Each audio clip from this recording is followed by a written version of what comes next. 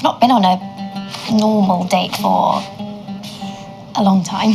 So a friend set me up. She reckons it's a good match, but we'll see.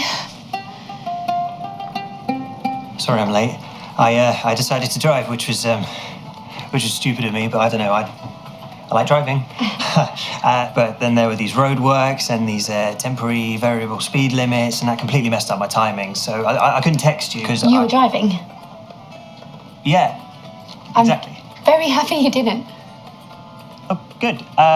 Sorry, the last thing you want to do is hear me prattling on about road safety. How are you? No, what were the road conditions like?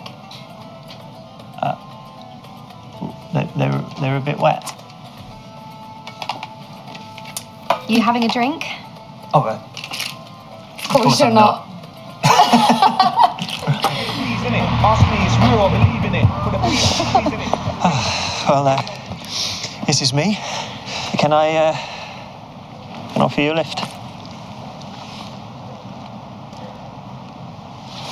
Oh.